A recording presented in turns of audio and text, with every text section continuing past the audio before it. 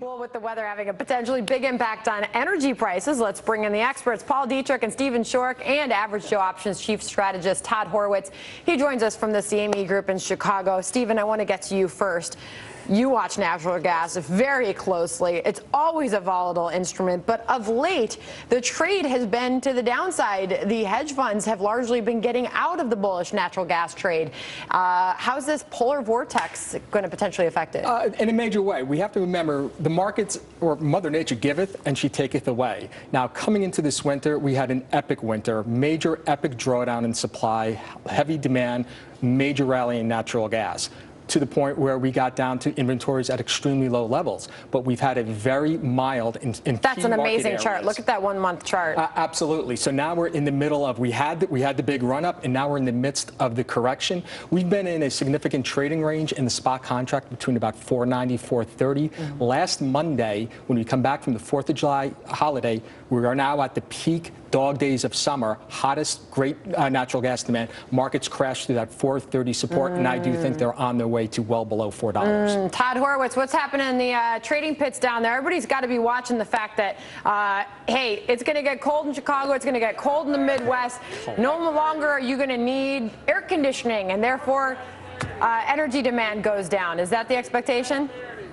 Hi, Sandra. Yeah, I mean, I think that's what's going to happen. But, you know, maybe I should go out and buy some goose down jacket and get myself ready, because I'm going to be so cold. It's going to be down to maybe 60 or 65 degrees.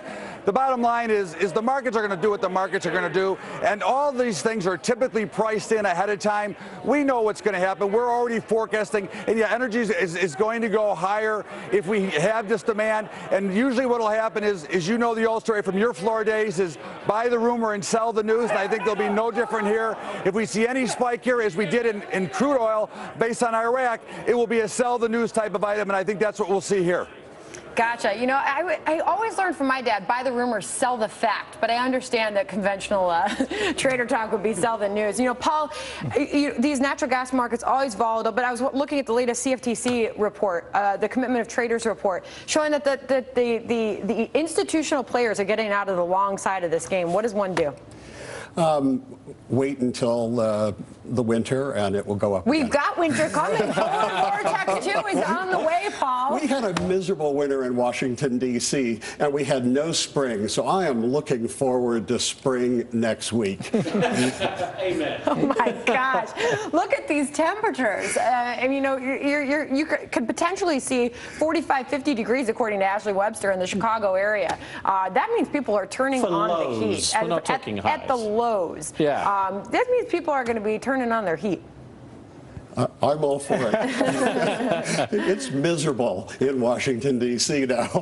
Can you give us a way to play this? Should people be buying the natural gas suppliers in the equity market? I'm not there yet, because I think we're at this situation where we have to keep in mind natural gas is the most weather-sensitive market in the energy complex at this point. We've had a very nice rebuild thus far, getting ready for next winter. Now, the EIA was forecasting the 3.42 TCF end of storage season refill season inventory level. Right now, I probably calculate the odds of about 45% chance that we will get to at least 3.5, which is low relative to where we've been over the past 5 years, but it is much, much better than the market was anticipating back in March. So, no, I think natural gas is going back below $4. Wow. Perhaps then that is an opportunity to get into the market. That gets cheap.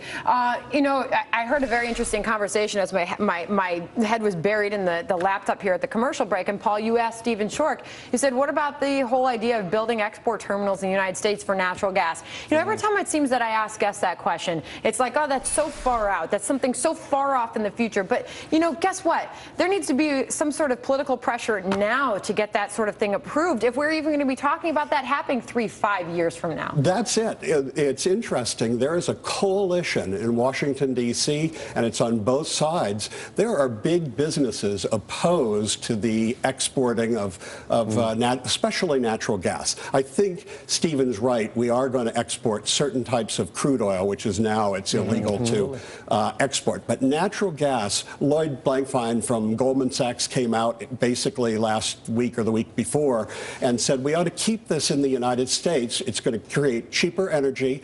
More businesses are going to come to the United States to manufacture. It's going to create a lot of jobs. But what about the economics of being able to be a net exporter of natural gas for the United States, Stephen? And absolutely. And we're not talking about an absolute drain of natural gas supplies, because we also have to look at, we have supply, but the other side of the equation is demand. Yes. And we're looking at global demand. A lot of this was focused on Japan post-Fukushima, but the Japanese have already come back in the past year, and they're going to go back to nuclear technology. So therefore, their consumption of natural gas is not where it is going to be, where it was thought 1 year ago. Or also, the United States is behind the 8 ball when it comes to natural gas exports, behind Qatar, behind Australia. China is talking about exporting natural gas. All right, Stephen fields there's this a phone call from tremendous me all the amount. time. All right, so when is it finally going to happen? When is it going to become a reality that the United States is going to take advantage of our natural resources and become and allow natural gas to be exported from this country? Well, it's an infrastructure play, so it is indeed years away. It's a political minefield. A lot of this is going to depend on who's sitting in the White House a few years hence.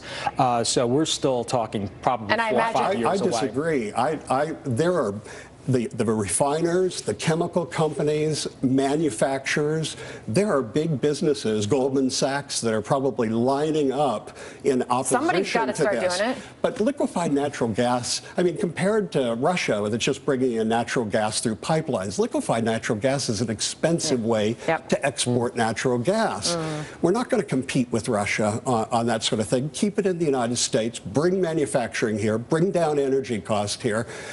We have so many things like corporate taxes that are so high and regulations. This would be a real offsetting balance. I've definitely gotten Stephen all fired up because he's chuckling over here like he wants to react. He disagrees with you, but stick around, Paul and Stephen. And thanks to Todd Horwitz and Pitts of the CME Group in Chicago.